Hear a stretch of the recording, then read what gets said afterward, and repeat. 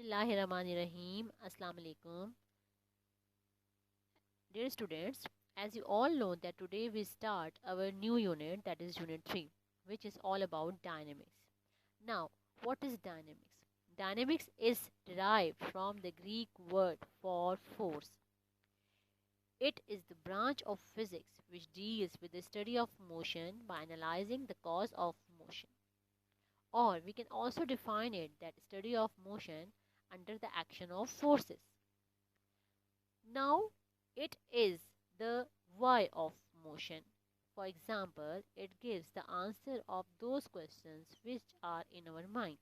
For example, why some objects are accelerated and others are not? How and why are moving objects changes its direction of motion? Now, for the cause of motion, we look at some examples.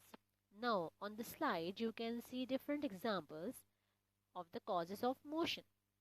For example, in figure A, a boy is cycling, while in B, the boy is playing with a ball. In figure C, the car is in motion, and figure D, the batsman hits the ball. Now, in these four diagrams, can you see that an agent which is responsible for all this motion? Now, what is that agent which causes all these types of motion? Now, that agent is called the force. Now, we can explain that the force is a kind of push or pull on an object. For example, when we push a steel car, hit the nail with hammer, or drag a chair, we are exerting a force in each case. Now, force also makes objects speeds up, slow down, or change the direction.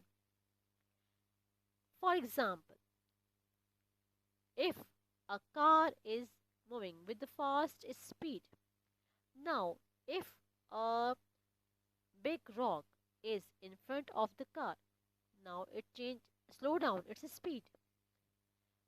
Or we can also say that force changes the velocity of moving objects. When the car slow down its speed, so its velocity also changes. So we can say that force is responsible for all the causes of motion. Now forces also changes the shape and size of the object. For example, if we stretch a spring, so spring changes its size. Or we blow the air in a balloon, so balloon is also changes its size. Now force is not necessary that it should be created by us only. Force is present all around us. There are different types of forces which are acting on us. Now, for example, if we have a notebook in our hand, so there are different ways in which we can move this notebook. We can push or pull it, or we can tie a string around it and pull on the string. So, we often call these types of forces as the contact force. Now, if we are holding these notebooks in our hand, so our hand are exerting also a contact force on it. We can also drop the notebook, so it would accelerate as it falls to the ground. This time the gravitational force of earth is acting on the book, which is a contact which is not a contact force. So there are different types of forces, contact forces and non-contact forces. Contact force is the force that can cause or change motion of an object by touching it. Motors and gears operate through contact forces. For example, the contact forces are the force of friction, normal force, air resistance, and different applied forces. While the non-contact forces that results when the two objects are not in physical contact with each other, yet are able to exert a push or pull. Its examples are the gravitational force, electric forces, and the magnetic forces. Now, are there any forces? For example, if we have a ball which is at rest, so are there any forces acting on the ball which is kept stationary in a position? So, our answer is yes, because we have already said that there are different forces acts upon us. For example, the force of friction, the force of gravity, and the air resistance. Now, what is the force of friction? The force that resists the motion of any object is called the force of friction. And the force of earth by which earth attracts any body towards its center is the force of gravity. Now, when the ball is at rest, so you can look at figure F, that the force which is act on downward direction, that is the force of gravity. In the reaction, the force of the reaction is applied on the ball. So these two forces balances each other and cancel the effect of each other. So the ball is at rest. So we can say that when the body is at rest, different forces are acting upon it, due to which the ball is at rest or stationary. Now we can define force, that force is a physical quantity which moves or tends to move a body, or stops or tends to stop a moving body. The SI unit of force is Newton, which is symbolized as the capital N. And this Newton is defined as the force that produces an acceleration of 1 meter per second square in a body of mass 1 kilogram. 1 Newton equals to 1 kg into 1 meter per second square. Or we can say that N equals to kilogram meter per second square, which we have already studied in our unit 1 in derived unit table, that Newton has the value, that is kilogram meter per second square, which is the unit for force. Now, for the explanation of these causes of motion, Sir Isaac Newton, who was born in 1642 in England, he proposed a theory for the causes of motion, and collectively these theory is called the Newton's laws of motion. So he presented his three laws of motion and provide the basis for understanding the effect that forces have on an object.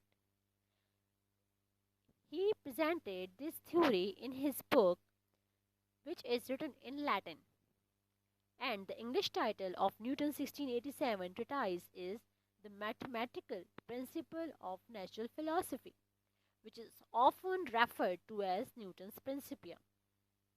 Now, we study each law one by one. Now, first we start the first law of motion, which states that if the net external force acting on an object is zero, the object will maintain its state of rest or of uniform motion with constant velocity. It means that if there is no net force acting on an object, its velocity will not change. If it is at rest, it will remain at rest, and if it is moving, it will continue to move with the constant velocity. For example, if the net force acting on the body is zero, so the velocity is also zero.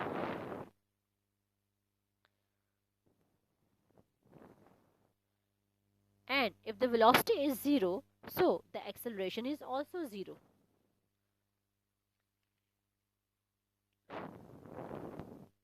Now we can say that Newton's first law has divided into two parts.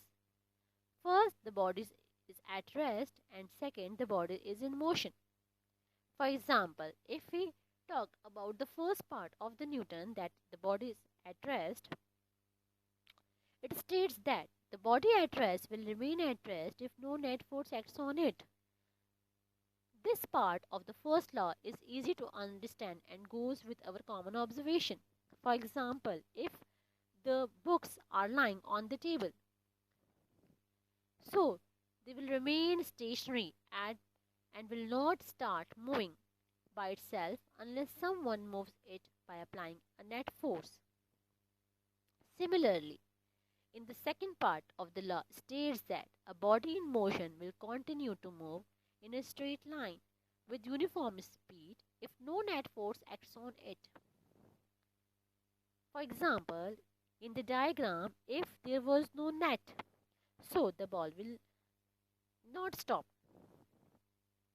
Now, this ball is stopped because of the resistance that is the net. However, our daily observation is against this. For example, if we roll a ball, it comes to rest after some time. But careful study of the moving ball shows that there are forces that are the frictional forces, air resistance and the gravitational forces which opposes the motion of the ball, which we have already studied. This means that object would continue to move in a straight line forever with uniform speed if the force opposing the motion of the object are removed. We can also explain that external force is required to change the state of the body. Now, Newton's first law is also called the law of inertia. What is inertia?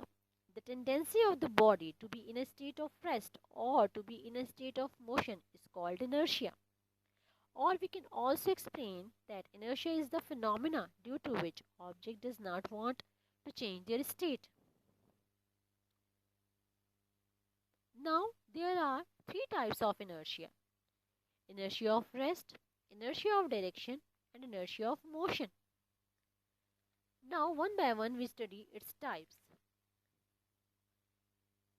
Now, we can feel inertia by these three types. First, we explain the inertia of rest. For example, when we are in a moving car, we can feel the effects of our inertia. Now, in figure B, if the car accelerates forward, we feel as if our body is being pushed back against the seat because our body resists the increase in the speed. Now, in the diagram, you can easily see in figure B, then the body is being pushed back against the seat if the car accelerates forward. Now, in the second type of inertia, that is inertia of direction, the property of inertia which states the inability of the object to change the direction of the motion of the object. Now, look at in figure D, we show the inertia of direction. If the car turns a corner towards left, we feel as if our body is being pushed against the door or towards the right. You can see this in figure E. Now, our body resists the change in the direction of motion. Now, for the third type of inertia, that is inertia of motion.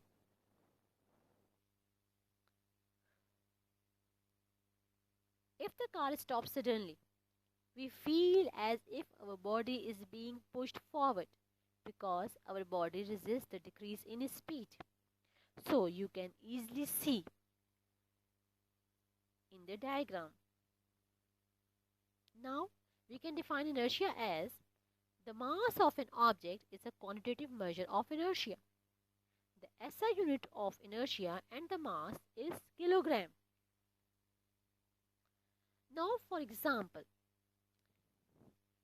a net force that is just enough to move a ball will cause only a small change in the motion of an iron ball.